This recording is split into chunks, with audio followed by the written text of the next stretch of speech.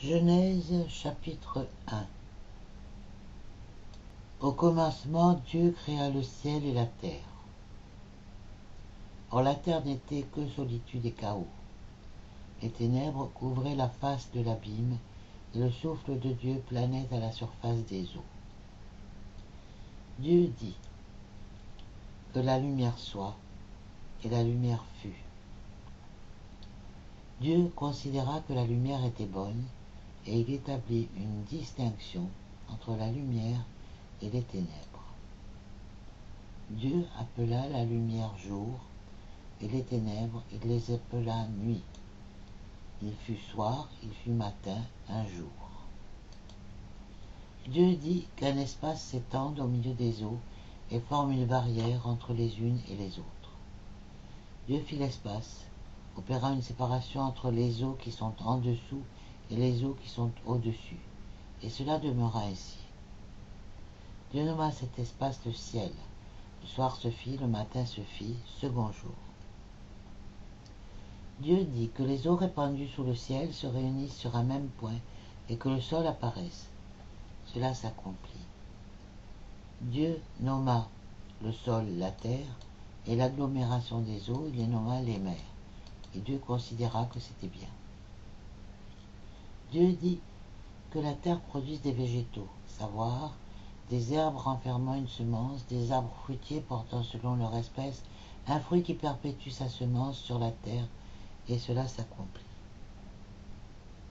La terre donna naissance aux végétaux, aux herbes qui développent leurs semences selon leur espèce, et aux arbres portant selon leur espèce un fruit qui renferme sa semence. Et Dieu considéra que c'était bien. Le soir se fit, le matin se fit, troisième jour. Dieu dit que des corps lumineux apparaissent dans l'espace des cieux, pour distinguer entre le jour et la nuit, et ils serviront de signes pour les saisons, pour les jours, pour les années. Et ils serviront de luminaires dans l'espace céleste pour éclairer la terre. Et cela s'accomplit. Dieu fit les deux grands luminaires, le plus grand luminaire pour la royauté du jour, le plus petit luminaire pour la royauté de la nuit, et aussi les étoiles. Et Dieu les plaça dans l'espace céleste pour rayonner sur la terre, pour régner le jour et la nuit, pour séparer la lumière des ténèbres. Dieu considéra que c'était bien. Le soir se fit, le matin se fit, quatrième jour. Dieu dit que les eaux fourmillent d'une multitude animée, vivante, et que des oiseaux volent au-dessus de la terre, à travers l'espace des cieux. Dieu créa les cétacés énormes et tous les êtres animés qui se meuvent dans les eaux, où ils pullulèrent selon leurs espèces, puis tout ce qui vole au moyen d'elles, selon son espèce, et Dieu considéra que c'était bien. Dieu les bénit en disant « Croissez et multipliez, remplissez les eaux, habitants des mers, oiseaux, multipliez sur la terre. » Le soir se fit, le matin se fit, cinquième jour. Dieu dit que la terre produise des êtres animés selon leur espèce, bétail, reptiles, bêtes sauvages de chaque sorte, et cela s'accomplit. Dieu forma les bêtes sauvages selon leurs espèces, de même les animaux qui paraissent, de même ceux qui rampent sur le sol. Et Dieu considéra que c'était bien.